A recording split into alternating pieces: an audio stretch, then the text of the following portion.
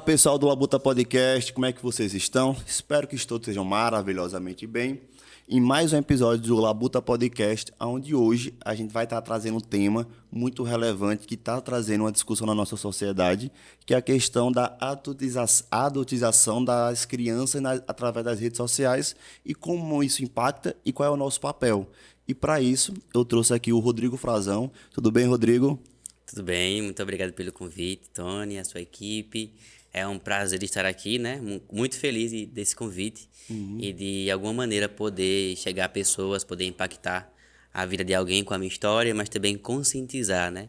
De uma realidade que às vezes é obscura, que às vezes é ignorada por muitas pessoas e que hoje o Felca trouxe ao Brasil, né? Até fora do Brasil, essa luz sobre as crianças, sobre os adolescentes que são infelizmente vítimas de muito mal, né? Tanto das pessoas que são próximas, como de pessoas que estão distantes através da rede social, e isso potencializou ainda mais esse mal. Isso. E esse é um tema que surgiu agora, uma potência maior através das redes sociais. Mas não é que isso também não aconteceu antes das redes sociais, não é? Eu acho que as redes sociais, ela só potencializa, né? Isso, Eu acho que isso. aquilo que existe através das redes é potencializado, seja para o bem, seja para o mal. Mas quando a gente ignora essa realidade, eu acho que o mal ele acaba também crescendo muito mais. Tem uma Sim, frase sim. que eu gosto muito que diz assim, né? O que me assusta não é o barulho dos maus, mas é o silêncio dos bons. Então, quando pessoas que têm consciência, quando pessoas que têm relevância, elas se calam frente a uma realidade que existe, né, que está afetando milhões de pessoas, isso é muito ruim. E o que o Felca fez nada mais foi do que usar a sua relevância, a sua audiência, para trazer à tona algo que todo mundo vê, que todo mundo enxerga, mas muitas vezes, infelizmente, a gente ignora, né? Sim, Então as pessoas sim. têm muito tabu sobre algumas realidades e acham que não falar sobre isso diminui, mas muito pelo contrário, eu acho que isso só coloca debaixo do tapete. E um lixo, quando ele é colocado debaixo do tapete, ele tende a crescer, né? E uma hora ou E outra feder ele mais. vai explodir. Então a Sim. gente tem que parar de usar pretextos, porque é tabu ou porque é polêmico, para não falar sobre. Exemplo, né? As crianças que são vítimas na sociedade de abuso, seja de pedofilia ou outros tipos de violência. Então Sim, são sim. caladas, não somente pelos próprios abusadores, mas também pelas pessoas próximas ou pela sociedade, infelizmente. Sim, mas se você que está assistindo esse podcast e se sentindo muito confortável, sabe que a gente vai estar conversando aqui sobre algumas coisas um pouco mais delicadas, então a gente pede um pouco de compreensão e se você não se sentir Se você tem confortável, muitos sai. gatilhos, Isso, né? vai ter alguns gatilhos, a gente acredita Então, na conversa, né? Mas antes da gente estar avançando com a conversa, falar dos patrocinadores que fazem com que a gente consiga acontecer aqui, que é a Unique Travel. A sua próxima viagem de turismo a trabalho pode ser com a Unique. Entre em contato com eles e já faça seu orçamento. A Rexível é uma empresa parceira da gente que é especializada na coleta, gestão e gerenciamento dos seus resíduos, seja numa obra, seja na sua indústria. Entre em contato com eles e já faça a sua análise da sua gestão de resíduos. Temos a Adalmi Corretora de Seguros. Então, se você está querendo fazer seguro sua casa, automobilístico, de responsabilidade civil, corra e entre em contato com a Adalmi Seguros e se resguarde, porque, querendo ou não, é importante a gente estar resguardado com o que é mais precioso das nossas vidas, né? sim, com Temos certeza. a cachaça petrolina, que é uma cachaça que leva o nome da nossa região. E se você for beber, beba menos, beba melhor. E, cara, se você também quer gravar o seu conteúdo, trazer uma caracterização mais profissional, ou para sua empresa, ou para o seu negócio, ou para vai começar, entre em contato com a Nexus Studios. E tem a qualidade que o Labuta Podcast tem. Nexus Studios vai entregar a melhor qualidade de conteúdo para vocês. E vindo para o nosso tema, cara, Rodrigo, conversei com você sobre essa questão para trazer aqui para a gente estar conversando e Sim. debatendo esse tema. E primeiro eu queria entender o que é que você entende por adultização. Então, é um tema novo, né? Mas novo no sentido de que as pessoas estão entendendo agora o que é, mas é o que sempre existiu, né? E que existe na sociedade, que é você pegar uma criança e transformar aquela criança em adulto. Ou que trazer para aquela criança comportamentos, vestimentas, atitudes que um adulto tem.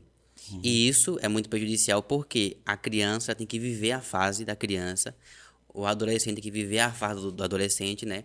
Eu não sou nenhum especialista, porém, eu acredito que a gente tenha estações na nossa vida. E quando você é um adulto e você influencia uma criança, um adolescente, a usar certos trajes, a sensualizar nas redes sociais, ou, ou, ou sem consciência daquilo Ou proíbe também, ou, que também é o papel do adulto, o papel do adulto proibir algumas atitudes que a criança às vezes acha que é correto ou não e tem que ter esse adulto para se na responsabilizar. verdade, eu acho que hoje nas redes sociais você usa a criança, o adolescente para aparecer para ganhar views, o que é muito prejudicial, né? O que Felca criticou bastante também foi a respeito dos algoritmos, que eles não têm um sistema, um meio de proteção para que essas crianças não sejam usadas pelo algoritmo. Porque, como ele mostrou lá no vídeo, né? Se eu começo a ver vídeo de uma criança na internet, seja de biquíni, seja sexualizando, tende a aparecer mais coisas para mim. E isso para O algoritmo P que ele chama. isso para os abusadores, isso para pessoas que são mal intencionadas é um prato cheio, porque ele vai entregar mais daquilo que eles querem ver. E como o Felco criticou e bem falado, né? Isso não deve acontecer na internet. Porque as crianças não devem ser vistas como objeto.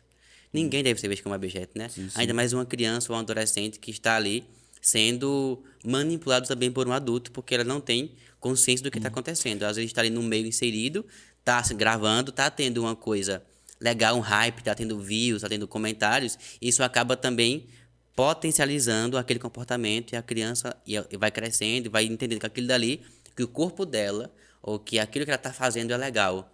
Quando na verdade não é, né? Ali é uma sexualização, ali é uma maneira de atrair pessoas através do corpo dela. Mas eu vejo que essa discussão ela começa, como o Felca trouxe, na parte do mais da adultização na parte ruim, a parte ruim no sentido de mais pesado.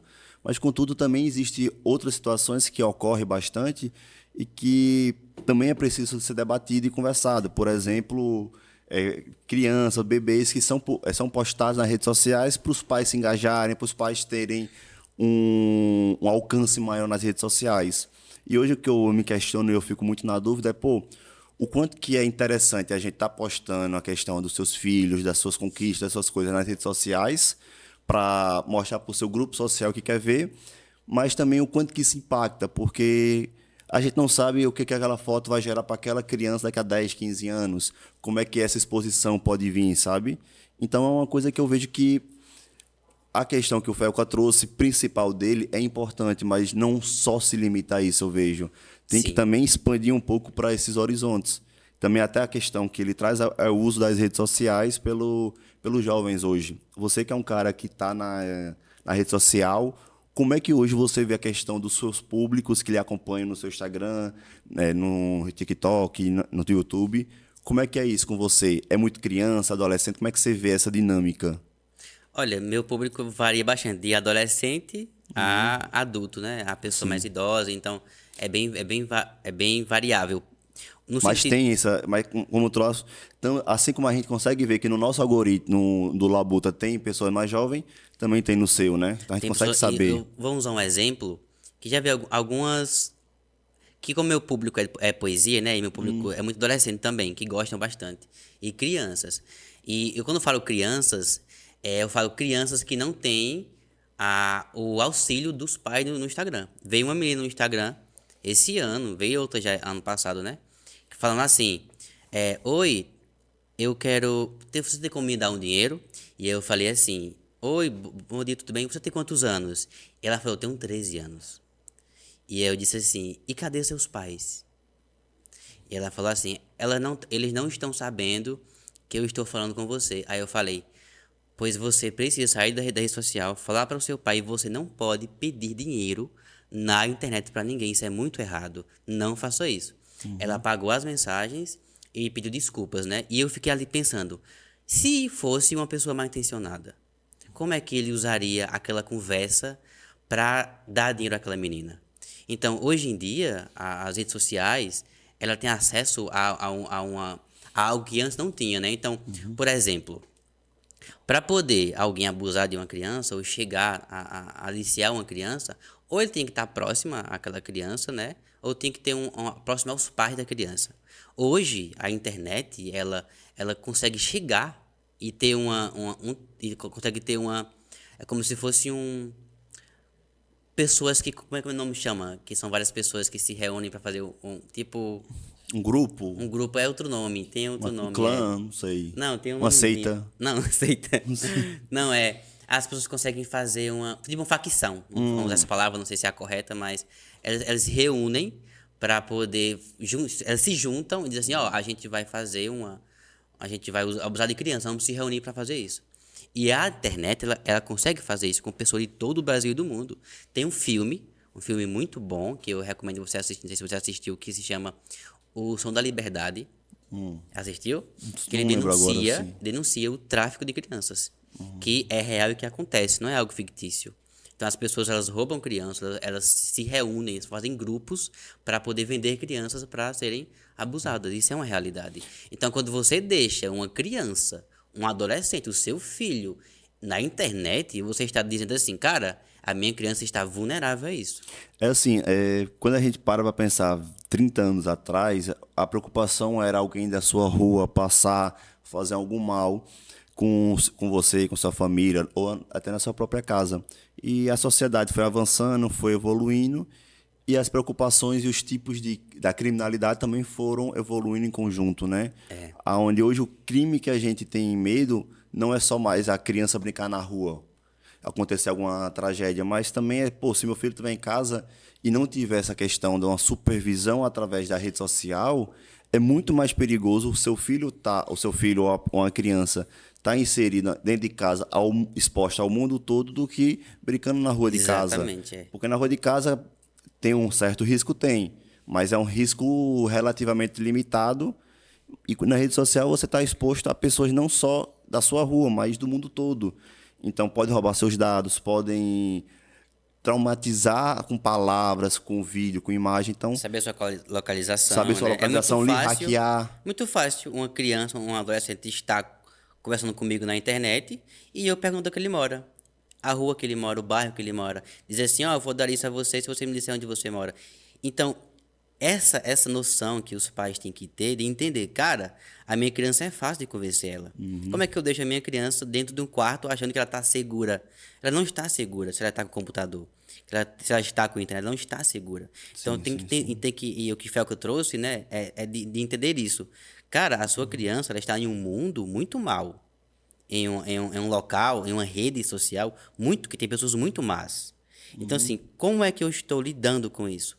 Eu estou realmente olhando o que essa pessoa está fazendo, o que essa criança está fazendo. Então, eu dou um telefone à minha criança, meu adolescente, para ele, porque ele passou numa prova, não sei, porque ele ganhou alguma coisa, fez 15 anos, e eu dou o telefone achando que eu não tenho mais que ter nenhuma supervisão. Não, tá errado. E assim, os traumas para cada pessoa, eles vão impactar de formas diferentes. Quando eu era mais jovem, eu já cheguei a sofrer bullying, já fui espancado uma certa vez. E nisso, beleza, isso infelizmente está na minha memória, está guardado e é difícil de esquecer quando a gente sofre alguma violência. Mas e hoje com a tecnologia, com as redes sociais, que se vazar uma foto sua, todo mundo vê e não apaga mais aquela imagem, aquele erro que você tem, ou então uma briga, alguma coisa assim. Sim. Então, potencializa muito mais. E como é que isso afeta na cabeça daquela pessoa que está sofrendo aquilo? Então, eu vejo que são temas, são discussões que a gente sempre soube que é errado, a gente sempre soube que não é correto, mas sempre teve essa questão da maldade. E a internet, na minha percepção que eu tenho, é que ela consegue potencializar muito mais isso. Do mesmo formato que a internet tem 1001 coisas boas, como conteúdo, como conhecimento, como coisas para você conversar e se divertir, ficar tranquilo, mas também tem coisas que podem lhe prejudicar muito mais, que podem fazer com que você crie um trauma eterno na sua vida. E como é que a gente lida com isso? Consciência, né? Conhecimento e consciência. A ignorância, ela é eu acho que ela é o ápice do mal. Porque quando você não conhece algo, você ignora. Você não apoia. você julga Critica e muitas vezes. você critica e você cala. E a maior arma que existe em relação a um pedófilo, a um abusador, é o silêncio. E quando eu falo silêncio, não falo só o silêncio da vítima, mas eu falo também o silêncio da sociedade. Porque as pessoas acham que não falar sobre algo diminui aquilo ou faz aquilo acabar, sendo que não. Tem quando eu comecei a contar a minha história, né, sobre o que eu passei na minha infância, e é por isso que eu estou aqui, foi quando eu tive a consciência de que eu tinha que falar sobre o que havia me acontecido na infância, né? Porque eu passei muitos anos achando que aquilo dali eu ia levar para o caixão, que eu não ia contar a ninguém, porque era muito vergonhoso, porque quando eu tive a consciência já quando adolescente, né, do que eu havia passado na minha infância em relação ao abuso, eu dizia para mim mesmo, cara, isso daqui ninguém pode saber. Que isso foi algo muito errado, então eu tinha muita culpa. E quando eu comecei a pesquisar e a estudar sobre abuso, né, sobre trauma, eu entendi que a primeira coisa que eu tinha que fazer era falar para alguém. Então, isso foi muito forte porque eu havia prometido para mim mesmo que nunca ia contar para ninguém, né? Então, eu Uhum. passei vários anos lutando comigo mesmo e com minha mente para dizer assim, cara, eu não vou dizer isso para ninguém, Deixando debaixo do tapete. deixando debaixo do tapete. Quando eu estava mais ou menos ali com 20 e poucos anos, em relação ao que eu havia passado, né? Eu não consegui mais suportar. Eu lembro que uma noite eu depois que eu tive a consciência, né? Parece que piorou ainda mais. Porque quando eu estava inocente, eu acho que você vai levando as coisas sem entender. É uma Quando você ferida. começa a entender, O que eu vejo que é uma ferida que a gente tenta passar tanto tempo deixar debaixo do pano, mas ela não cicatriza. E aí quando a exatamente. gente vai começar a mexer, aí começa a incomodar, aí E é começa a aí que vem a virar. cura. E aí que vem a E é aí que cura. vem a cura, né? Esse livro aqui que eu escrevi, Poesias que Curam, né? Ó, na verdade, é um processo que eu passei de anos na minha vida para poder começar a falar. Por quê? A primeira coisa que eu pensava é que a culpa era minha. Então, a pessoa que é abusada, ela acha que a culpa é dela e que é vergonhoso para ela. E quando eu estava com mais ou menos 20 e poucos anos, que eu estava numa crise, né? Eu tive uma crise, eu acho que depressiva, não sei dizer o certo, porque eu morava lá na roça, não tinha terapia, não fazia nada, né? Mas eu tinha tristezas profundas. Então é como se o mundo ficasse cinza. Na minha adolescência, eu lembro que às noites eu tinha muita insônia. Uma das consequências de quem sofre de abuso, né? É depressão, ansiedade, insônia, falta de valor próprio. A pessoa não consegue ter vínculos afetivos com as pessoas de forma genuína. A gente observa o outro com muita desconfiança. A gente não consegue confiar nas pessoas. Então, como é que Exatamente você observa? isso. Como é que as pessoas que estão ali... Ali é para mim amar aquela pessoa. Aquela pessoa é para cuidar de mim. E ela tá abusando de mim. Que amor é esse? Então, a gente recebe um amor deturpado. Não sei nem sei se essa palavra é correta, porém, mas a gente recebe um carinho que não é o correto. E a gente aprende e entende aquilo dali como amor. É porque no nosso processo de vida, quando a gente está crescendo, se desenvolvendo, a gente tem as fases da evolução do conhecimento, né? Então, quando a gente é um jovem, uma criança, a gente ainda não está entendendo o mundo como é que a gente está tentando entender esse mundo. E aí, quando ocorre em uma criança uma situação de um abuso e principalmente de uma pessoa perto, onde as pessoas aplaudem, no caso que o Felca trouxe, da Camilinha, que ela cresceu nesse meio, todo mundo aplaudindo, todo mundo reforçando aquele comportamento. Exatamente. Então acaba que a criança fala, pô, pera, então o que é o certo, o que é o errado? Então quer dizer que fazer isso é o certo? É normal isso? Como é que é?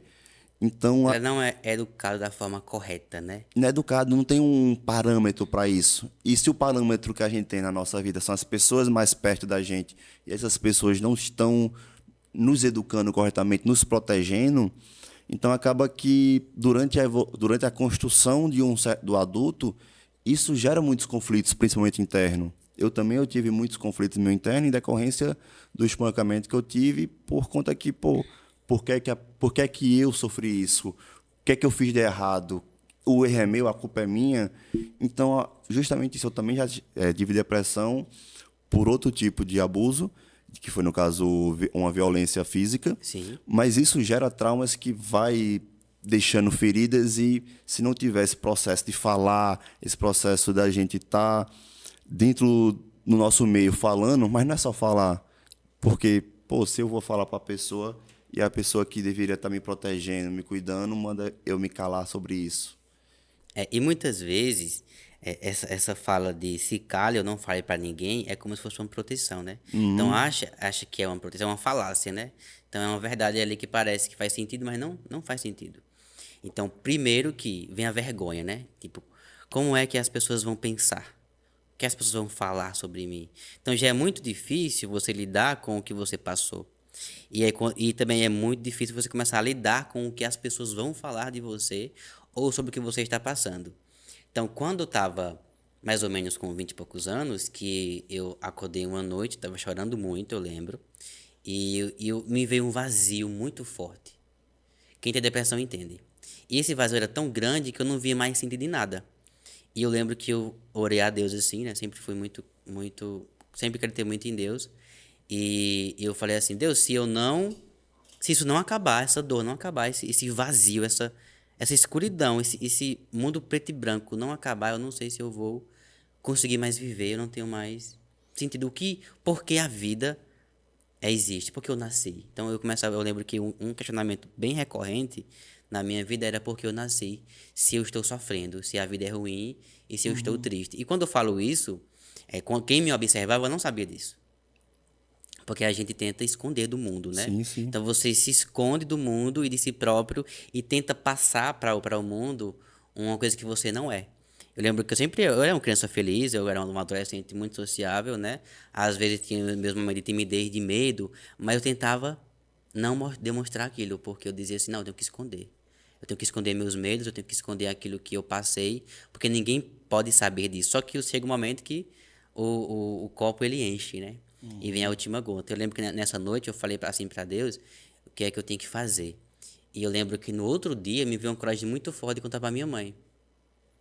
E aí tive lá um momento com a minha mãe, estava sozinho com ela, e eu lembro que eu comecei a me abrir com a minha mãe. Eu falei com a minha mãe que eu tinha dificuldade, né, de arrumar namorada, que eu tinha dificuldade de ter uma relação com alguém, de namoro, né? Porque eu não conseguia acreditar que eu era homem suficiente.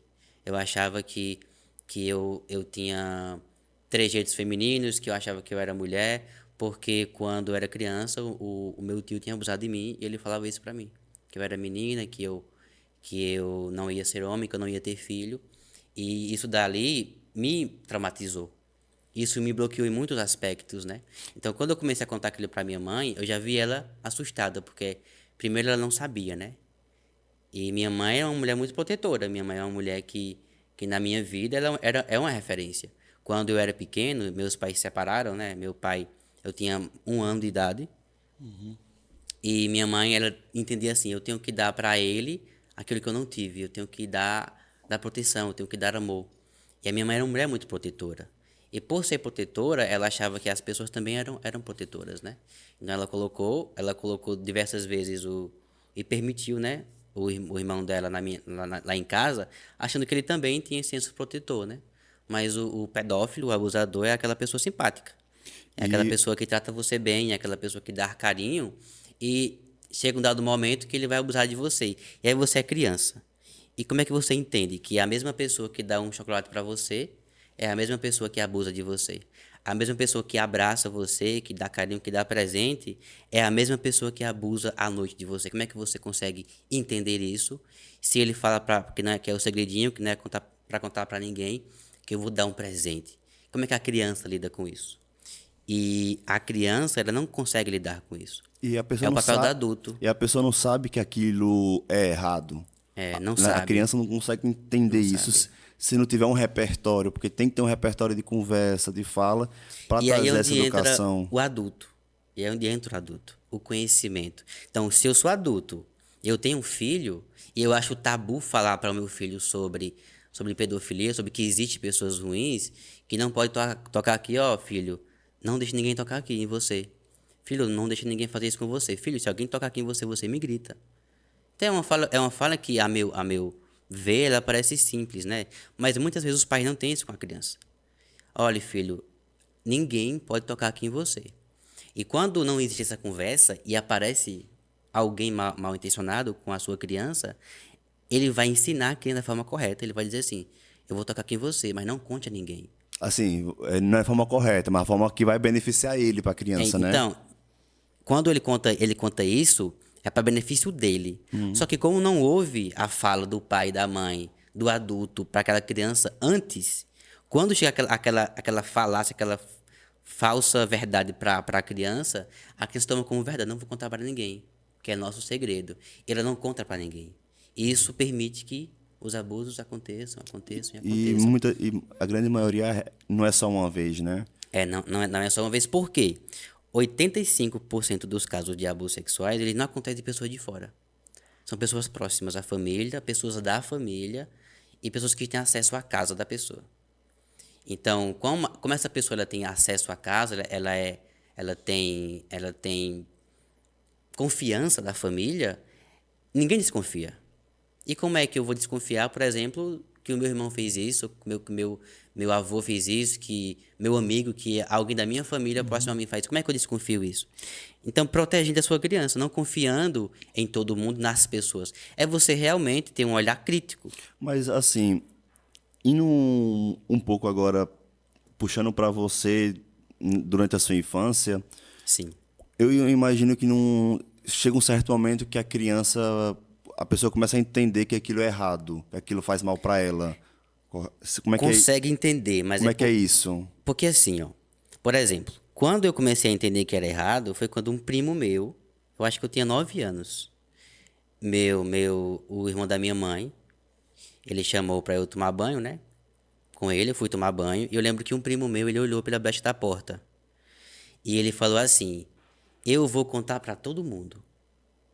E eu lembro que aquilo dali, eu não sabia o que estava acontecendo, né? Eu estava tomando banho e meu tio estava me aliciando, né? E eu lembro que eu falei que eu fiquei com muita vergonha e eu me afastei de todos os primos.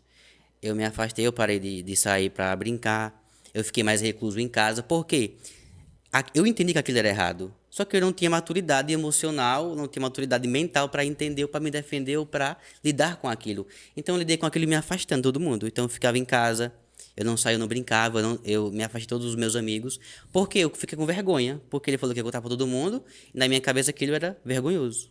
E eu me retraí. Eu fiquei uma criança em casa, uma criança que não brincava, uma criança que tinha medo de dormir, uma criança que não confiava nas pessoas. Eu lembro que quando eu tinha mais ou menos 10, 11 anos, um amigo da família pediu para me ensinar a andar de moto, né? Ele falou assim: senta aqui na frente, que eu vou lhe guiando e você vai acelerando e você vai guiar. E na minha cabeça, eu pensei assim: ele vai abusar de mim. E eu não fui andar de moto. Então, eu creio que um bloqueio que você tem com alguém, isso reverbera nas todas as suas relações. Eu vim aprender a andar de moto, ó, muito tempo depois, adulto já. Porque eu não queria que ninguém ficasse atrás de mim para me ensinar a andar de moto. Porque eu associei que todo mundo parece que ia, na minha cabeça, abusar de mim. Eu não queria que aquilo acontecesse. E, e quando eu tive essa consciência, que eu disse assim, isso aqui é errado, foi realmente quando eu estava já com 14 anos, que na escola teve uma palestra, não foi nem uma palestra, foi uma fala de uma professora que ela falou assim, ó, sobre pedofilia. Ela disse assim, ó, o pedofilia é quando um adulto tenta aliciar uma criança para fazer sexo com ela, para poder trazer aquela criança para um relato que ela não vive, que ela não pode acontecer. Porque uma criança, um adolescente só pode fazer sexo depois de maior, depois de 8 anos, ou quando tiver consciência sobre o que é isso. Eu lembro que a primeira coisa eu neguei, né? Eu disse assim, não, mas eu queria, mas eu deixava. Mas eu era manipulado. Então eu comecei a me culpar, eu disse que eu queria, só que eu comecei até a consciência que aquilo era errado. Eu lembro que com 13, quase 14 anos, ele veio para tentar abusar de mim novamente. Foi a primeira vez que eu disse não. E quando eu disse não, eu disse assim, isso aqui é errado.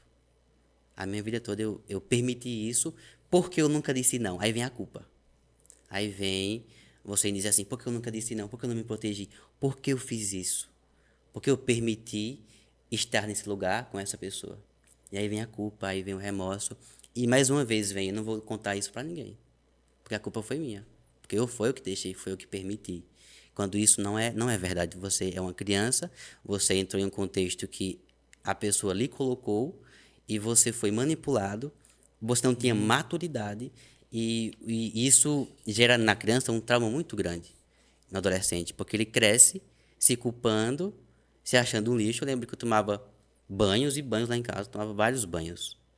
para poder me limpar, porque eu me achava sujo. Eu me achava sujo por muitos anos. E quando você começa a falar sobre isso, e você começa a entender, cara, isso foi muito errado, eu não quero que ninguém próximo a mim, ou alguém que me veja, me escute e me ouça, passe pelo que eu passei. Entendeu? E um adulto também, que vai me escutar, ele tem a consciência de que ele tem que proteger a criança, ele tem que ter essa comunicação com essa criança. Rodrigo, você está trazendo, você parou com você a partir mais ou menos com uns 14 anos. Isso. Agora, dos 14 anos, você demorou quanto tempo para começar a conseguir falar? Rapaz, a primeira vez que eu contei pra minha mãe foi com 23. Então, dos 14 aos Na 9 verdade, anos. começou dos 6, 7 até os 14 anos, durou, né? Eu não sei ao certo, só que era muito pequenininho, eu lembro que era pequenininho. Então, eu acho que eu tinha 7 anos. E durou até os 14 anos, e eu fiquei em silêncio, né? Mas aquele começou a mexer muito comigo. Por quê? Assim, só para eu trazer um ponto que para entender. Quando aconteceu com 14 anos que você disse não, que acabou a situação, você escondeu debaixo do pano, fingiu que não aconteceu. Como é que foi seu relacionamento com trauma?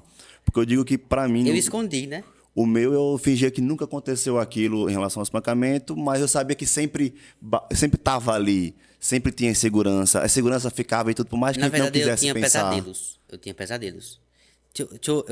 Eu coloquei aqui um dado para trazer, né? À vontade, Em cara. relação às consequências emocionais que um trauma de abuso pode trazer, né? Dos traumas, né, é depressão, ansiedade, Oxente, tem uns dois. baixa autoestima e culpa, dificuldade de confiar nos outros, sentimento de desamparo constante, transtorno de estresse pós-traumático, que na verdade é o que? Lembranças recorrentes, pesadelos. Eu tinha muito pesadelo, eu tinha muito medo noturno. Isolamento social, comportamento autodestrutivo, né? Hipersexualização ou bloqueio sexual. Então a pessoa, ou ela se vulgariza muito nas redes sociais, ou ela 880. vira, sei lá, garota de programa, ou ela se esconde muito, ela não quer mais ter contato sexual com ninguém, vira um trauma, né? Um bloqueio. Ela também tem dificuldade de aprendizagem, distúrbio no sono, problema psicossomático, dor de cabeça. Eu tinha muita dor de cabeça, eu tinha muita náusea, eu tinha muita dor nas costas, antes de contar, né? E como transtorno como comer muito ou não comer, né? E também espirituais, como você fica, se você é cristão, você começa a perder a sua fé em Deus, né? Como é que Deus existe, Deus começou, Deus permitiu que isso acontecesse. Você, às vezes, também, uma coisa que você vira muito recluso, você é uma pessoa que fica antissocial. Sim, Eu sim. tive algumas consequências. Uma era o pesadelo, né? Eu tinha muitos pesadelos. Mas- Tanto que eu acordava à noite e eu... Só para trazer assim, quando você considera que você começou a se curar desse processo? Rapaz, a cura ela é um processo. Eu acho que a cura ela não tem sabe, um final, um ápice. Ah, acabou a cura. Eu acho que a cura ela é Contínua. gradativa, ela E é contínua. contínua. Eu creio que eu ainda esteja em processo de cura. Esse livro aqui, Poesias que Cura, ele surgiu disso, né? Mas quando eu comecei, que eu entendi que aquilo dali não fazia bem pra mim guardar, foi quando eu contei pra minha mãe. Com os 23 Quando eu anos. contei pra minha mãe, com 23 anos, eu lembro que no outro dia eu acordei leve. Eu dormi muito bem à noite. Dormi muito bem à noite. E minha mãe, ela tava muito mal, né? Tava chorando, ela passou o dia chorando. E aí foi quando eu entrei na terapia que eu culpava a minha mãe, né? Quando eu falei pra minha mãe, eu dividi a culpa com ela. E aquilo me auxiliou. É o que a terapia chama a cura pela palavra, né? A terapia chama disso. E quando eu contei pra minha mãe, eu entendi, cara, eu culpava minha mãe. Um sonho recorrente que eu tinha era minha mãe no caixão morta e eu contando pra ela que o que eu havia passado. E eu lembro que eu acordava assim, eu dizia assim, nunca vou contar isso pra ela. E quando eu contei isso pra ela, meu pesadelo acabou, não tinha mais pesadelo. Então eu extingui esse pesadelo da minha vida, comecei a dormir melhor e eu comecei a ter uma vida mais ou menos tranquila em relação ao Começou a ter uma leveza, se a ter sentir um pouco mais leve. como se eu tivesse acolhido. Alguém sabe da minha dor e aquilo começou a me fazer melhor. Porém, né, não tinha como eu não lembrar. Todos os dias eu lembrava. Uma das consequências do abuso é você lembrar todos os dias. Você lembra todo dia, você se culpa todo dia. Então, é um fardo muito pesado de carregar. Um dos traumas piores na sua vida que você possa passar em relação ao abuso, porque ele é um mental, né? A nossa mente ela revive todos os dias. Acaba Quando que você fala, você começa a libertar disso. sim, acaba que o abuso ele pode ser muito rápido, pode ser questões de minutos, mas o que reverbera na pessoa durante a semana, durante o dia, é muito maior. Você Porque a sua fica. mente ela trabalha na realidade, né? Sua Sim, mente não sim. distingue o que passou do que vai chegar. Ela, é como se estivesse acontecendo. Toda vez que você lembra de um abuso, você está vivendo aquilo. Isso é muito ruim. E como é que eu vejo sentido na vida? Como é que eu encontro alegria, propósito, se eu fui tão machucado? Nesse tempo, até você fala pra sua mãe, você chegou a pensar em suicídio? Tirar a própria vida? Não, a gente não, eu não cheguei a pensar que eu vou fazer isso. Porém, o vazio é tão grande que você chega a questionar a vida, se porque você está vivo. E eu creio que quando você alimenta esse pensamento, chega a um dado momento que você vai efetuar, né? Que você vai querer fazer, porque chega a ser incontrolável. Um exemplo que eu dou é que se eu pegar uma furadeira e começar a colocar no seu pé aqui, furando o seu pé, para sair no seu joelho, uma furadeira, e se eu ficar isso continuamente essa furadeira, mesmo que você ame viver, você não quer aquela furadeira, você não quer aquela dor. Então, quando a pessoa pensa em suicídio, ela não quer acabar com a vida. Ela quer acabar com a Ela dor. acabar com a dor. Então, se qualquer um de vocês aqui, se eu pegar uma furadeira e eu ficar furando o seu osso, você vai querer morrer. Não porque você não ama a vida, mas porque a dor é insuportável.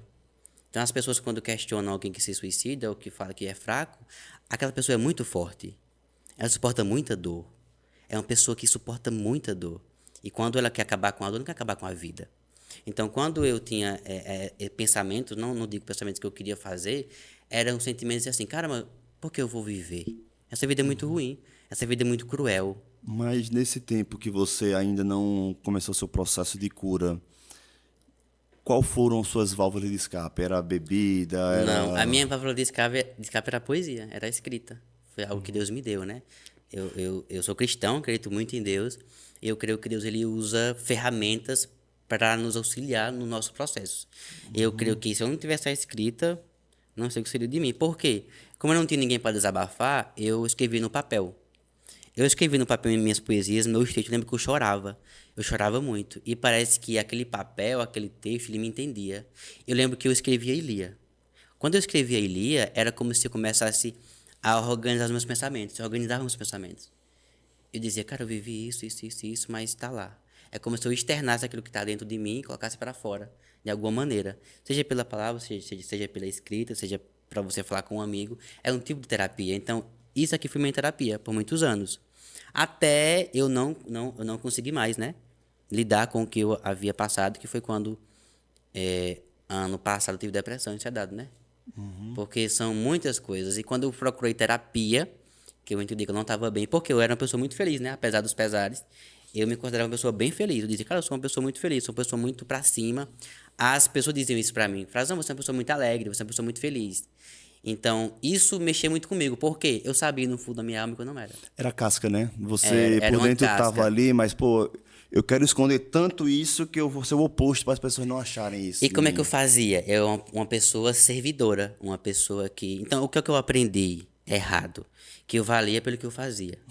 Pelo que Oxente, eu, parece eu. pelo que eu lhe proporcionava. Se eu não lhe proporcionar alguma coisa, eu não valho de nada. Então, eu não aprendi o amor genuíno de que o amor está na inutilidade. Quer descobrir se alguém lhe ama? Descubra como essa pessoa te trata quando você é inútil para ela. Isso é o amor verdadeiro. Minha mãe, por exemplo, ela me ama, mesmo que eu não possa proporcionar para ela nada, ela vai continuar me amando. Isso é o amor genuíno, né? O amor de irmão, o amor de mãe, o amor de Deus, quando você não quer aquela pessoa pelo que ela proporciona para você. Então eu comecei a ser uma pessoa muito produtiva. Então eu era muito produtivo na escola, eu era o melhor aluno, eu era o melhor filho, pessoa que fazia tudo em casa. Então eu aprendi a cozinhar, eu aprendi a arrumar a casa, eu aprendi a lavar prato, eu aprendi tudo em casa eu sei fazer.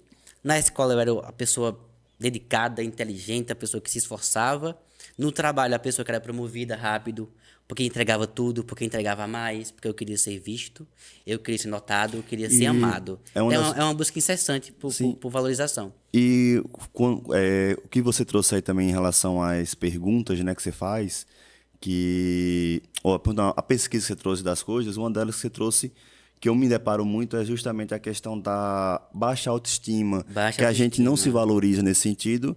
Então, Sim, pô, se eu não valorizo, eu só vou ter valor quando eu estou sendo útil para aquela pessoa, para alguém. E aí vem justamente essa busca incessante de você agradar o outro. Eu falo isso que eu também tive, particularmente comigo, isso por muito tempo na minha vida.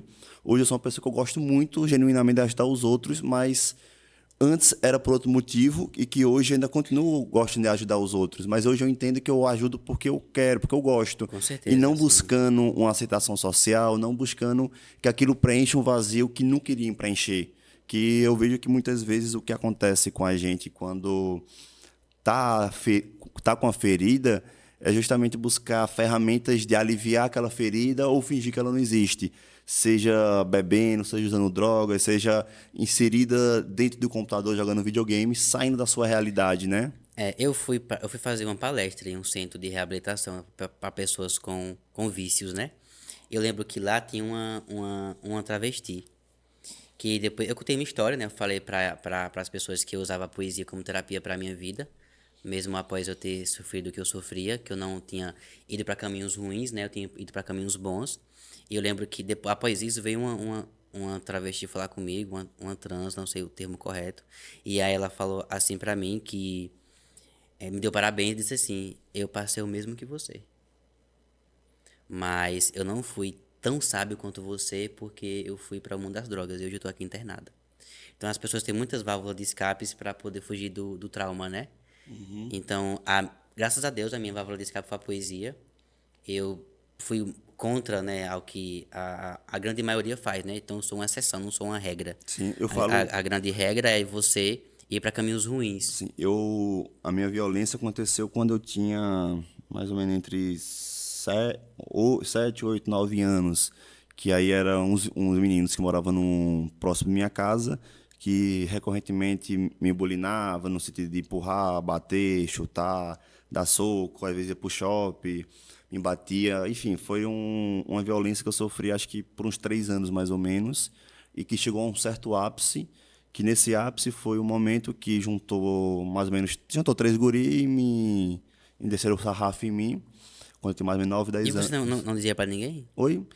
Cara, tinha vergonha, algumas pessoas sabiam do meio, minha irmã tentou me defender e tudo, só que dentro do meio, minha mãe, ela trazia que não leva o problema pro seu pai, que seu pai tem seus problemas.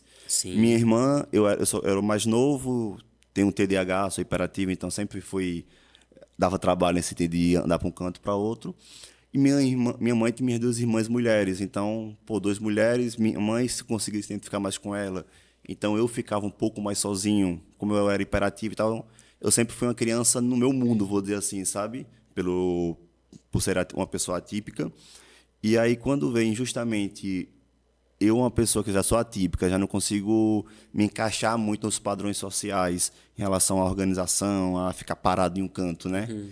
Eu me identifico com você. E aí tem uma situação dessa, onde eu cheguei a conversar com minha mãe e minha mãe não deu muita bola. É coisa de guri e tudo. Minha irmã, Carol, um beijo, Carol, ela desceu o cacete nos guri. Aí quando ela saiu, os guri desceu o cacete novo em mim de raiva porque ela bateu neles. E aí foi indo. Então, minha irmã também não tinha a questão da vergonha, sabe?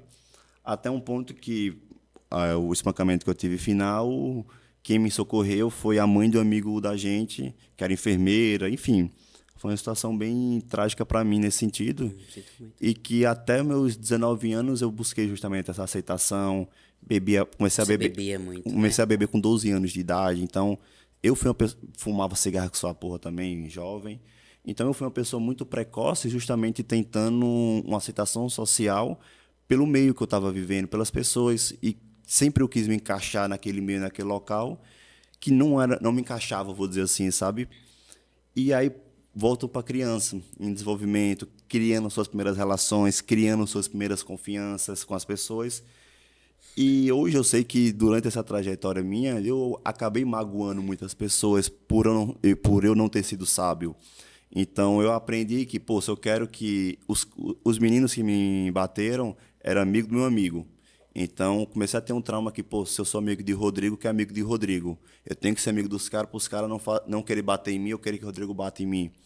Então eu comecei a, pô, eu sei que Rodrigo não vai bater em mim, mas fulano e Beltrano não pode. Eu preciso que fulano e Beltrano gostem de mim. Então eu vou, Então você ficou eu vou buscando caçoar, eu vou caçoar Rodrigo, vou humilhar Rodrigo para os caras gostarem de mim. Porque era assim que faziam comigo. Os caras me humilhavam para agradar, eu era o bobo da corte, vou dizer assim, muitas vezes.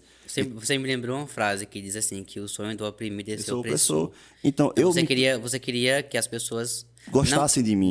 mim, Eu queria ter mesmo amigo. que você fizesse o mesmo que faziam com você. Eu queria ter amigo, então, pô, se os caras são legais, se todo mundo tá nisso, se ele tem cheio de amigos e eles fazem isso, pô, você é igual aos caras. Então, o repertório que eu tive foi esse que não me agradou. Enfim, me deixou bastante triste até o momento que eu me quebrei, passei minha juventude até que eu quase morri capotando um carro. E E aí foi nesse momento volta foi nesse momento que eu comecei a rodar. E aí eu vejo que a rodar em que sentido? a melhorar, a curar. Sim, sim, Então eu sim. precisei quase morrer por um estilo de vida de cachaceiro e tudo para ser Pra aceito, você ter um para ter um estalo, né? estralo para começar a querer mudar a minha vida. Então o trauma pode afetar as pessoas de vários formatos. E aí assim, eu fico muito feliz da sua trajetória, de ter conhecido você e saber que você foi um cara que, pô, conseguiu botar no papel as suas dores para libertar ela. Eu, infelizmente, não consegui fazer isso e eu não sei. Talvez eu possa ter gerado trauma em outras pessoas. E isso me Não, deixa um pouco mas mal. não se culpe por isso. Não, eu não me culpo, mas querendo ou não, isso é uma coisa que aconteceu. Então, o que é que a gente. Sim. Mas hoje o que eu penso é, pô, infelizmente o meu passado não tá. O que eu posso estar fazendo? Como eu tenho um podcast, como o Felca trouxe que. Eu não tenho um seguidor, muito seguidor, tá como o Felca influência, mas minimamente o que é que eu posso estar fazendo para impactar e melhorar isso? O seu ciclo, O né? meu O seu ciclo. ciclo social. Então eu vejo que no momento que eu capotei, eu foquei, pô, eu preciso ser a melhor versão. Primeiro eu preciso gostar de mim. Porque se eu não gosto de mim, por que é que os outros vão gostar de mim? Então foi uma busca, foi vindo gradativamente e hoje eu tento seguir isso e me faz bem. Mas, cara, não é fácil. Porque ainda assim, por mais que comigo tenha sido. Não tem como falar se foi mais impactante ou menos impactante, que cada caso é um caso. Mas comigo foi difícil essa cura e ainda tenho traumas. Então, como é que, por mais que você esteja bem, como é que é esse processo ainda no dia a dia das coisas, sabe? Olha, Porque é eu, le- contínuo, né? eu leio bastante. Uma das coisas que me auxiliaram bastante, muito, foi a leitura. Tem um pessoal que critica o desenvolvimento pessoal, que critica livro de autoajuda. Sabe, Tony? Tem uma galera aí que critica isso. Eu acho que essa galera nunca passou o que eu passei. Quem critica isso. Porque quando você não tem... Eu morava na roça. Eu vim de uma realidade de Totalmente pobreza. Eu morava numa diferente. casa de barro. Se não fosse os livros para me dar um conhecimento, para me dar um suporte emocional de entender o que eu estava passando, eu não tinha dinheiro para terapia. Eu não tinha psicólogo. Eu não tinha ninguém falando sobre aquilo. Se não fosse a leitura, dizer assim, cara, você pode vencer na vida. Não importa de onde você veio. Tem uma frase filosófica que diz assim, ó, que eu lia, que falava assim, ó, não importa o que aconteceu com você.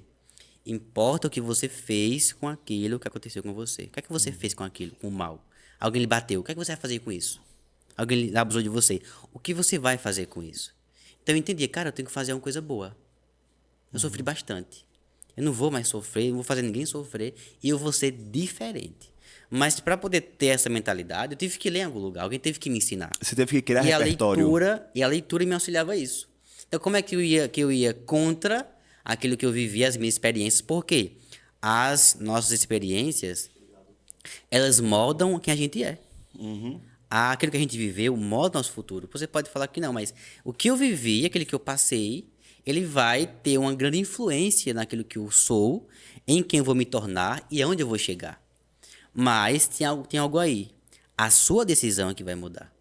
O que eu vou fazer com aquilo que aconteceu comigo? Ah, eu sou pobre, sou da roça, eu fui abusado e por isso eu vou ser uma pessoa medíocre. Tem um ponto. Tem uma decisão aí. Então eu posso não ter tido nenhum acesso ao conhecimento. E se eu não tivesse tido acesso ao conhecimento, talvez eu não teria nem essa mentalidade aqui que eu tô falando pra você. E a pessoa que não tem acesso? E a pessoa que não tem o pai, não tem a mãe, não tem alguém para dar uma direção E para assim, isso?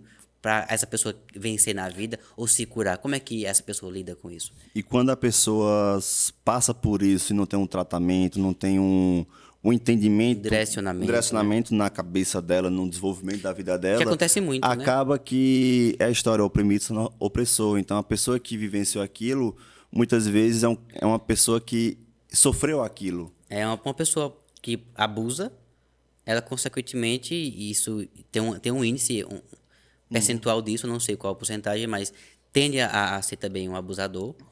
E como é que eu quebro isso? Conhecimento. Como é que eu quebro isso? Educação. Então, por exemplo, você falou aí sobre o que você passava em relação às pessoas que batiam em você, né? Mas eu tenho um ponto. Onde é que estava o adulto? Onde é que estava a pessoa adulta para ver isso? Porque eu tenho certeza absoluta que alguém viu. Alguém viu você apanhando. Não é possível. Alguém viu as marcas. Alguém viu o comportamento inadequado. Alguém viu, por exemplo, um exemplo que eu dou aqui, é que é muito comum a criança ter comportamentos sexuais. Uma criança ou um adolescente. E o adulto, ela vai punir aquele comportamento. Uma criança, por exemplo, brinca de beijinho, não sei, sexo com a outra criança. Dá Dá uma selinho, criança e outra dando ou selinho. faz algum ato sexual assim, fazendo, não sei, de alguma maneira escreve, desenha. Aí o adulto ele vai punir aquela criança. Onde que aquela criança aprendeu aquilo? Eu não vou olhar para a criança e eu vou julgar a criança ou condená-la ou puni-la por algo que era meu papel observar. Quem foi que te ensinou isso, filho? E assim, Onde que você aprendeu isso, filho? E muitas vezes a pessoa que comete a violência, independente do gênero, ela não faz só com a pessoa. Exatamente. Então, no meu relato, eu tive conversa. Eu moro em um condomínio, eu nasci nesse condomínio, me vivi nesse condomínio. E o relato que tem é que os caras que fizeram isso comigo não fizeram só comigo, mas basicamente com todos os filhos do pessoal do condomínio. Então foi uma coisa que foi indo, e acabou que os pais foram negligentes sobre isso. Os pais também os pais né? deles, não falo, Isso. os pais deles foram E você negligentes. observa onde que essa criança veio. Como é a casa dessa criança? Por que essa criança tem esse comportamento agressivo? Sim, sim, sabe? sim. E mais uma vez, onde é que estão os pais dessa criança? Então, mais uma vez, volto ao que Felca falou. Que Felca disse muito bem. Onde é que estão os adultos? Onde é que estão os responsáveis para ver isso? Os adultos As pessoas maduros. estão ignorando? Vamos botar assim, Estão né? ignorando isso? Sim, porque tem adulto aí que é pior que um adolescente, né? Pai, Ave Maria. Mas, infelizmente, mas não é para ser assim, entendeu? E outra coisa, quando não é porque é adulto que é perfeito, mas o adulto que tá vendo aquilo ali, que tá engajando na rede social. Ele tinha, o Ítalo, né? Ele tinha milhões de seguidores, né? Sei lá, muitos E milhões. onde é que estavam os adultos que estavam engajando com aquilo? O Felca falou, né? Tem uma grande influência. E se o Felca não tivesse falado? Quando ia ser será falado? que isso ia continuar? Então, assim, muito bom o que o Felca alertou, porque o Felca não alertou algo que é novo. É o que existe. Ele é só o que ele soube falar. É algo que as pessoas ignoram. Ele soube comunicar isso. As pessoas falam assim, não vou meter a minha colher, sabe? Aquela coisa assim de briga marido e mulher, ninguém mete a colher. Porque é a criança dos outros. Não. Se você viu que aquela criança está sofrendo mal, é seu papel Como adulto. como cidadão. Isso. Como cidadão, é seu papel ver aquilo ali que tá errado, como o Felca fez. O Felca não é nada daquela menina. Não é nada de muitas crianças, mas ele falou. Então é meu papel como adulto e como cidadão observar que uma criança está sofrendo violência, que uma criança está sendo oprimida, observar o que os pais, adultos ou responsáveis daquela criança estão fazendo com aquela criança. Eles são realmente pessoas responsáveis? E é meu papel como adulto, como cidadão, denunciar aquilo.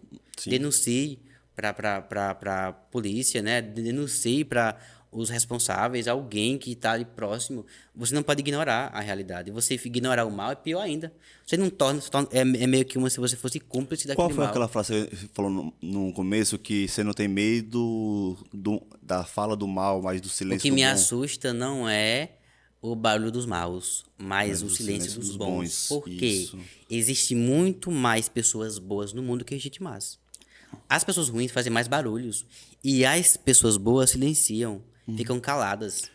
Fica com vergonha, fica receoso. É porque eu não me calo. Porque, por exemplo, não é um assunto fácil, é minha intimidade aqui, é minha infância, é aquilo que eu vivi. Por que eu falo com isso? Porque eu não quero mais que ninguém passe o que eu passei. Então, não é fácil, por exemplo, minha família ver isso. Sim, sim. Minha mãe, meus irmãos, eles não gostam É doloroso, de ver. cara, É falar doloroso. isso. E eu chegar aqui em um podcast e abrir a minha história é muito doloroso para mim também. Mas por que eu falo isso? Porque eu tenho um papel. Tem uma Eu tenho um papel em tentar conscientizar. Por quê? Porque não fui conscientizado. Teve um podcast que a gente gravou com o pastor Edilson, que ele trouxe uma frase para mim elementar hoje, que ele traz que o que lhe incomoda é o que lhe movimenta. Então, ele trouxe um exemplo para mim que diz: Toninho, você é um cara que não é um incômodo, você não chora à noite pelas crianças com fome na África. Mas vai ter pessoas que essa é a causa delas, que tudo bem, que elas choram e elas querem brigar por isso, elas vão atrás disso. Sim.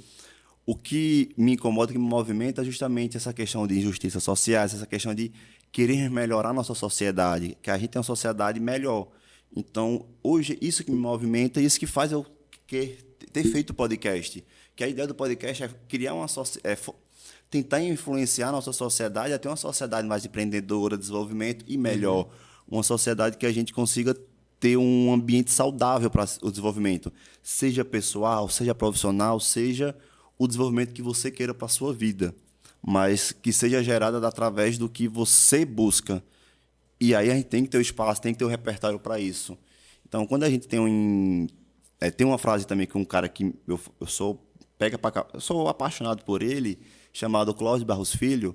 Se você, Clóvis, estiver vendo esse vídeo, ele chama aqui, rapaz, esse podcast para participar, que é um sonho. Entrevista, né? É uma entrevista com o Clóvis, que é acho que é mais É chorado muito que bom, tudo. né? É muito bom. Eu assistia muito ele. Sim. E Clóvis, ele traz uma dinâmica que sobre justamente uma palestra que ele traz sobre o uso do Facebook pelas crianças. Isso tem 2016, se eu não me engano. Sim, sim.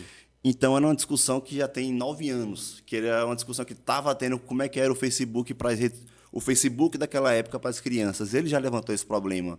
E aí ele traz, não sou eu, professor de ética, que eu vou fazer uma lista dos 10 conselhos de ética para como é que vai ser isso? Vai ter isso? Assim, não é, porque a sociedade vai mudando. Então, essa é uma discussão que muda a sociedade, mas a gente não trouxe essa discussão para entender como é que a gente vai estar trabalhando, entender qual é o papel da gente, qual é o papel das redes sociais, né? E agora eu vejo que o Felca botou o holofote... E você vê o poder de um vídeo, né? Um vídeo, uma pessoa. Então, vem aqui a gente está fazendo. Então, eu vejo que é justamente isso. Precisa ter pessoas como o Felca para começar a mostrar esses problemas e a gente entender. Porque hoje, até então, ninguém sabia. Todo mundo acessou isso. Todo mundo do Brasil reviveu e repensou e olhou para casa para ver isso.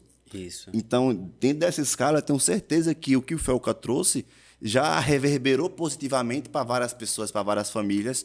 E Que talvez faziam isso e não tinham consciência. Porque, infelizmente, tem a ignorância. sim, Tem pessoas que mostram suas crianças. Por exemplo, tem gente tão inocente no mundo que acha assim, eu vou postar a minha bebê de 3 anos aqui só de calcinha. Tem gente que acha que aquilo não tem maldade, mas quem é pervertido, a pessoa mal, a pessoa vai ver aquilo ali como maldade. Então você, que é pai, que é mãe, não tá vendo aquilo ali, não vê nenhum mal, né?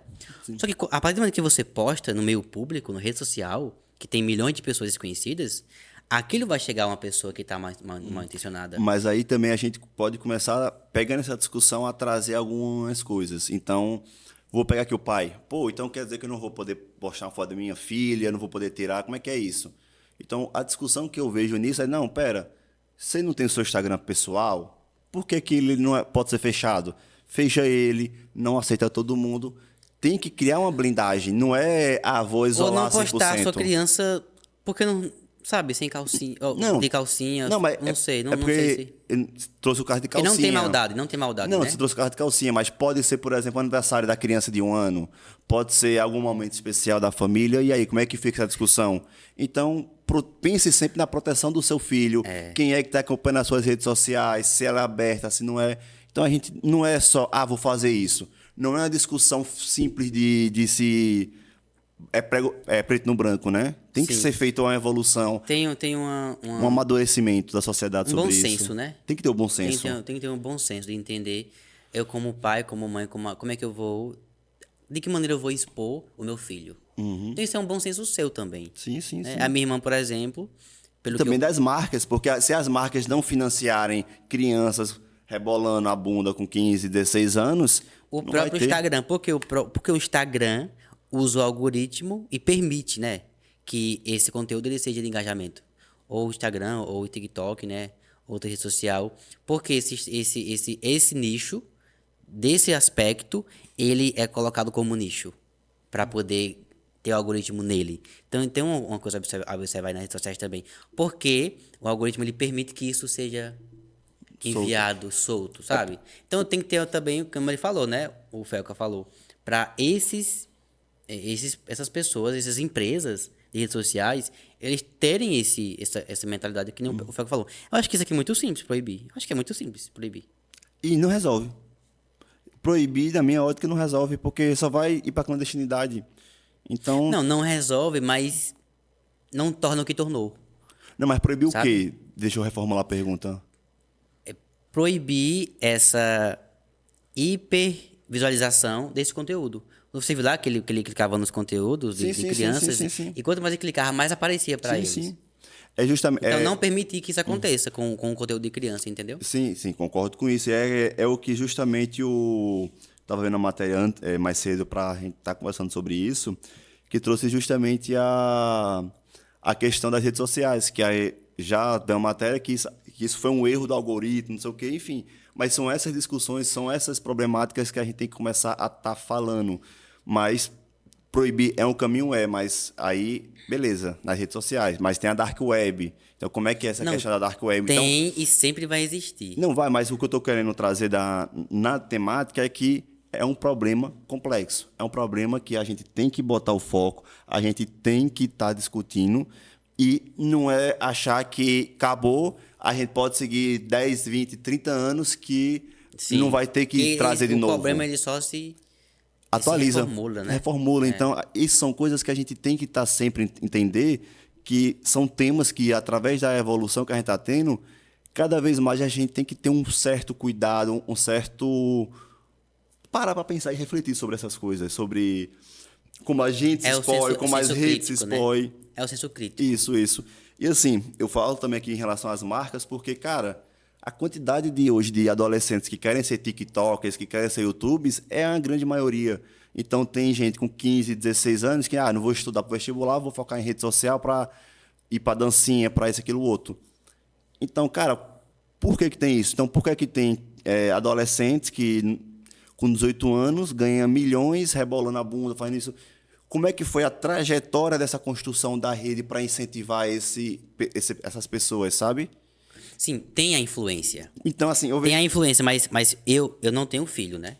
Ainda não tenho filho, mas eu observo que, querendo ou não, eu posso permitir. Alguém de vocês aqui tem filho? Tem. Ali, ó. Inclusive, Isabela vai ser, em breve, ali vai ganhar 2 gêmeos, né? E é, velho. É, rapaz, nosso Você sócio que aí, é Miguel. pai, né? Por exemplo, Miguel eu Isabela. acredito que tem a influência externa. Mas eu, como pai, eu, como mãe, eu tenho um grande poder sobre o que meu filho vai assistir.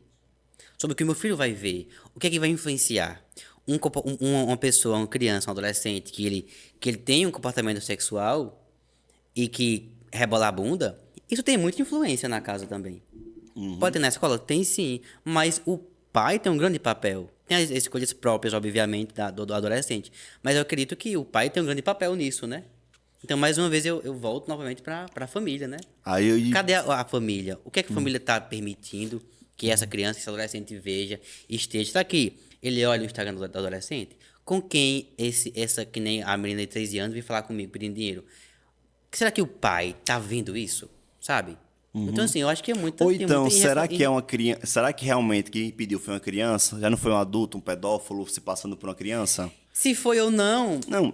tem que ter o adulto Tem que ter um olhando, adulto, sabe? sim, sim. Eu acho que tem que ter. E assim, pegando aqui, trazendo mais um nesse tema, a gente tem também a questão do mundo musical, do show business, que cada vez mais o show business está trazendo uma objetificação das mulheres e que isso gera as dancinhas do TikTok, que aí vai viralizar. Aí dança no TikTok só tem palavrão e pornografia. Então são coisas que a sociedade tá assim, Se tá permitiu, se mas que com a permitindo. internet chega a um grande público, né? Isso, então A internet hoje tem um poder muito grande de tem, chegar a tem. uma coisa e engajar e viralizar aquelas musiquinhas que ficam na cabeça, né? Sim, sim, você pega um exemplo aí que é a rainha do pessoal hoje, que é a Anitta.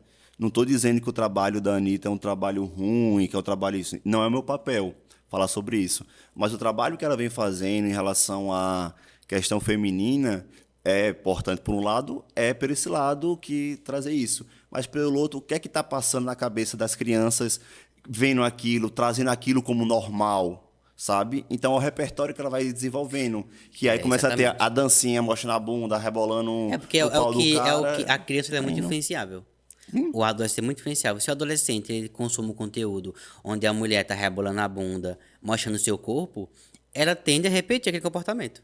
E eu como E pai, aplaudido ainda, e curtido, eu como comentário. pai, como mãe, eu tenho um grande poder. Se eu vou permitir ou não que a minha filha, que meu filho, ela assista aquilo e seja influenciada, entendeu? Mas Tem eu, pessoas que eu conheço que, uma amiga minha mesmo, que o filho dela tem 15 anos. E ele não tem telefone celular. meu sonho é meu filho Então, não assim, tenha. é uma escolha também própria do pai e da mãe, né? Mas aí é aquela, todo mundo tem, meu filho não vai ter, como é que é isso? Não são discussões sociais que Mas é começam a porque, ter. né? Não é todo mundo, né? Igual a minha mãe fala. Não, Eu vou permitir. ok, mas o que eu quero dizer é que, pô, é que se eu entrego a tela pro meu filho, ele para de chorar, ele fica isso e tal. Então, acaba que muitas vezes o pai tá perdendo aquele pulso firme de não vai, sabe? Pra facilitar. Então, Não, sim. são A coisas que a gente tem que consequência discutir para desenvolvimento da nossa sociedade.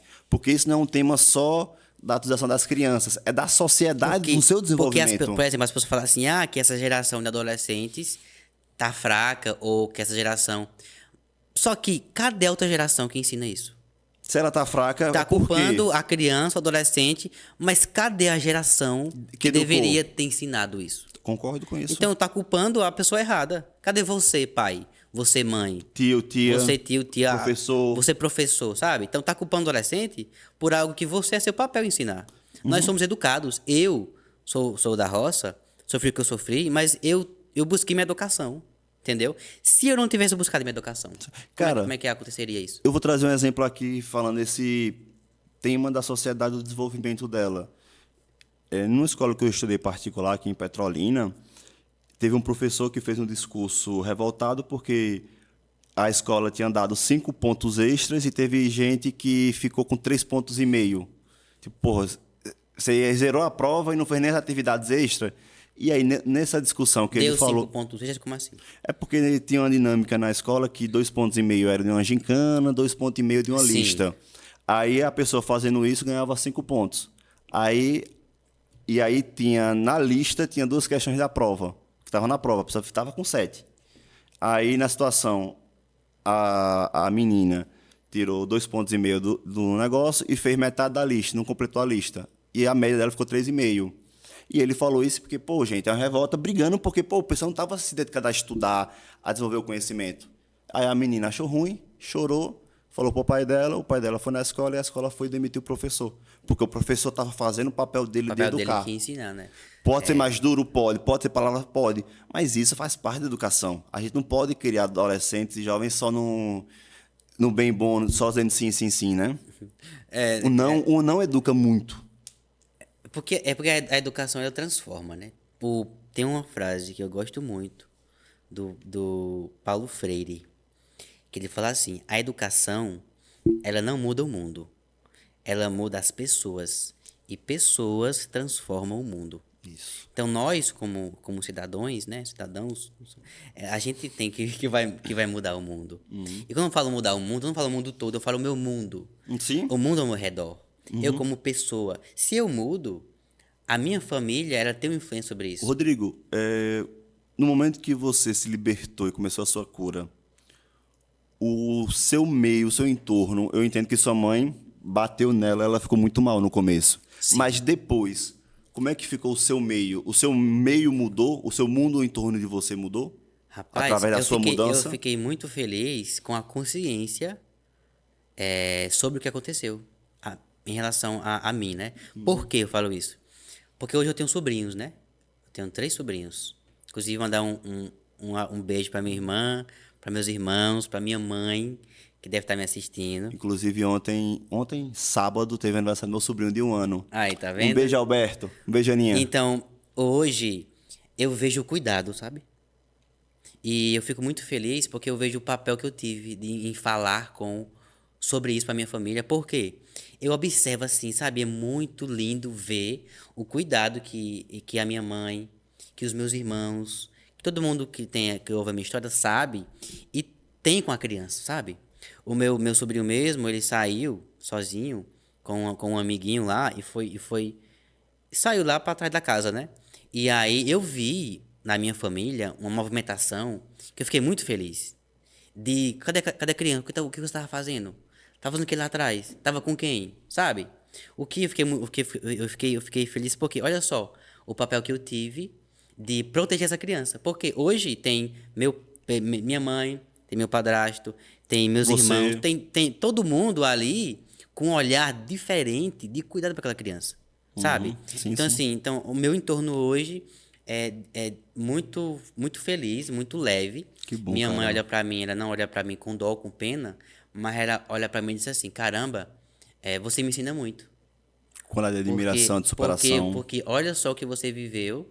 Você poderia me culpar, você poderia ter raiva de mim, ter raiva do mundo, das pessoas, mas não. Eu amo gente, eu amo as pessoas. E eu tô aqui para fazer com que aquilo que eu vivi, outra criança não viva. E quando eu vejo uma movimentação de pessoas que ouvem minha história e tá ali, olha na criança, minha irmã mesmo, tem a filha dela, né? É o maior cuidado, não deixa com estranhos, não tá a todo momento conscientizando minha sobrinha tem 2 anos. Se eu falar assim, ei, vamos tomar banho, a minha sobrinha ela não vai. Se a minha mãe chamar minha sobrinha para tomar banho, ela não vai. Então, assim, olha só o papel que eu tive porque a gente às vezes não vai impedir que alguém chegue, né? Uma pessoa má, uma pessoa ruim, um pedófilo chegue na criança. Talvez a gente não tenha como viver a todo momento com aquela criança. Mas é o poder que aquela criança tem Mas de aí é isso, é o conscientizar ela. conhecimento. O É o poder, conhecimento. conhecimento é poder, cara. Então, quando você passa, você tem justamente essa segurança para a criança e ela se torna um adulto mais protegido, um adulto mais confiável de si, mais seguro. Isso. E, se Deus quiser, com menos traumas também, né? E eu fico assim, pensando, caramba, se eu não tivesse falado, eu tava lascado emocionalmente, todo cheio de trauma, sozinho.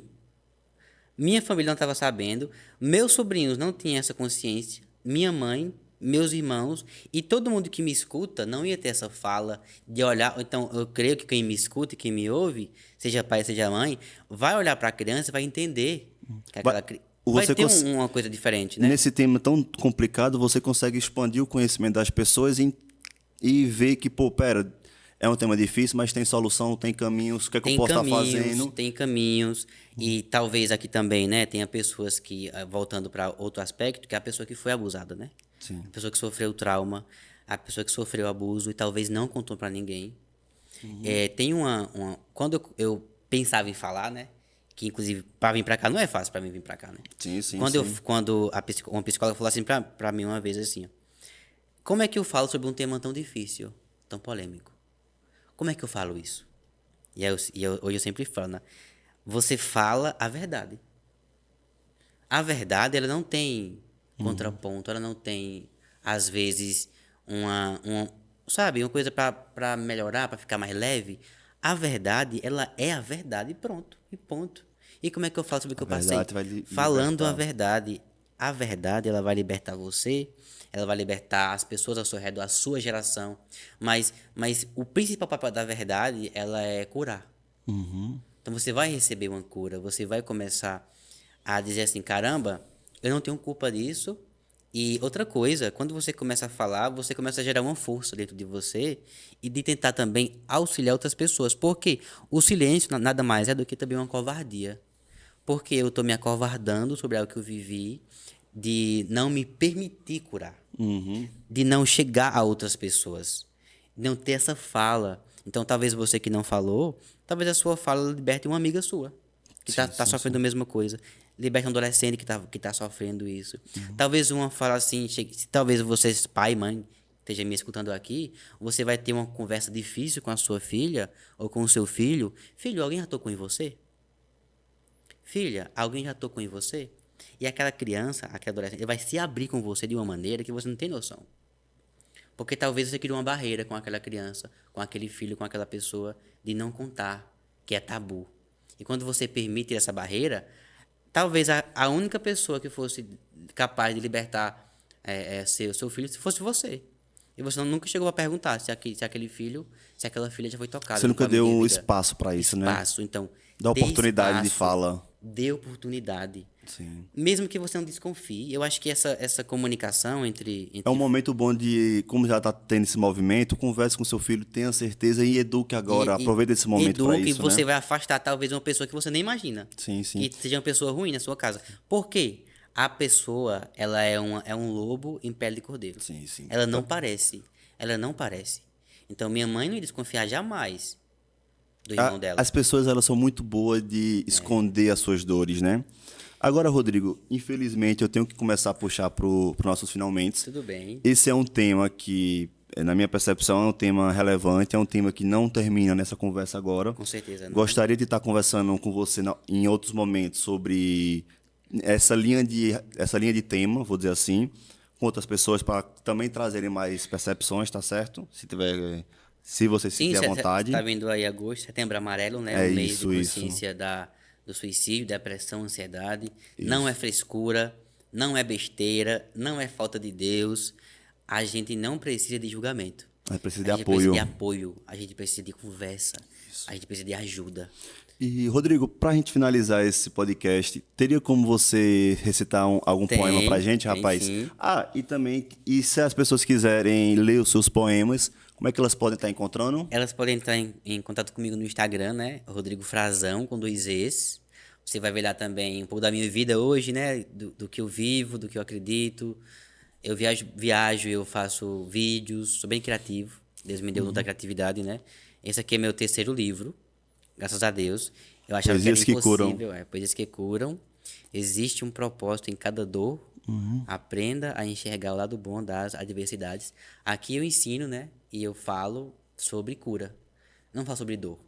Então eu acredito que a gente tem um poder muito grande nas nossas vidas.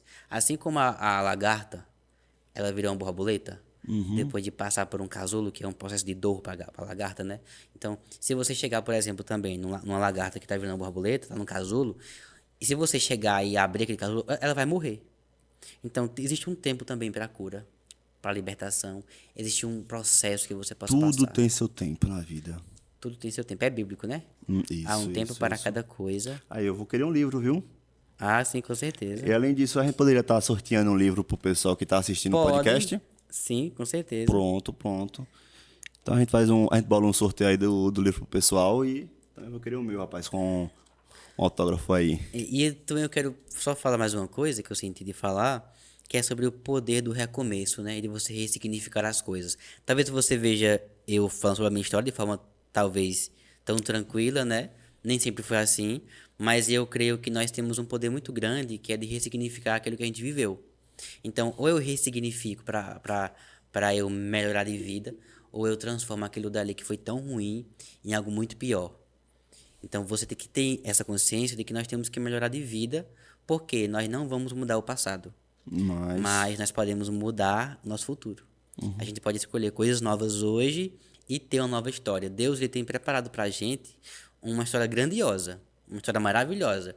E nós temos um papel que é de decidir, que é de ressignificar, que é de curar e que é de também ajudar outras pessoas. Eu creio que Deus ele permitiu que a minha história acontecesse para que eu pudesse chegar aqui até você e falar sobre isso, entendeu? Porque se eu não falar sobre isso, eu acho que a minha história ela vai ser inválida, ela vai ser pequena. E, cara, tenha certeza que você já salvou e ajudou muitas pessoas que você nem imagina. Amém, acredito nisso. Assim, aí, eu vou ler essa poesia aqui que eu gosto bastante. Pronto. E você aí, rapaz, que está até agora acompanhando o nosso vídeo, não deixa de curtir esse vídeo, seguir a gente no nosso canal e ativar o sininho. Compartilhe esse podcast com uma pessoa que você acha que precisa estar desenvolvendo esse conhecimento e expandindo seus horizontes sobre um tema tão importante da nossa sociedade, né? Eu acho que nada mais bonito, mas nada mais épico do que a gente usar o perdão, né? Tem uma coisa sobre perdão, porque a gente falou sobre tudo aqui, mas eu acho que o mais importante do que a gente falou é o perdão. Quando eu comecei o meu processo de perdão, eu comecei a perdoar as pessoas que me fizeram mal, né? Um deles foi a pessoa que abusou de mim. Quando eu conheci Jesus, a coisa mais difícil que foi agir como Jesus, né? Que Jesus fala assim, Jesus diz assim, perdoai os vossos inimigos. Então, quando eu decidi perdoar, eu não demorei um mês, demorei anos para perdoar. E é um processo. E o perdão não é concordar. O perdão não é dizer assim, eu concordo com o que ele fez. O perdão é libertação sobre você. Quando eu decidi perdoar, eu não queria. Não achava que tinha motivo para perdoar, mas eu decidi perdoar porque eu queria ser livre, né? A minha poesia que eu fiz foi sobre isso. Perdoar o outro, perdoar a si mesmo, perdoar o seu passado, sabe? E a gente se vê livre, porque hoje eu sou uma pessoa muito alegre, muito feliz, muito leve, sabe? Quem olha pra mim acha que eu não vivi o que eu vivi, mas eu acredito que isso tem grande papel no perdão, que Jesus me ensinou, né? Eu disse assim: o perdão é uma força que arranca a amargura. É um soco que não toca, que liberta e que cura. Não é fraqueza, é coragem, é o amor na forma pura. É dizer sim, sigo a viagem e te liberto no caminho. Perdoar é um processo que parece com vinho. É difícil, leva tempo. É se tratar com mais carinho. Perdoe e não se impeça de viver e prosperar, pois a vida está passando e se você não se amar, o rancor vai te prender e aos poucos te matar. Por isso, não espere que você tenha vontade, tome uma decisão e perdoe de verdade. A sua paz é a promessa que trará sua liberdade. Perdoe quem te feriu e a quem te maltratou. Aquele que te julgou e alguém que te traiu. Esse fardo é sombrio, largue, não o carregue. A Deus ele tu entregue e se sinta aliviado. O mal fica no passado. Perdoe, você consegue.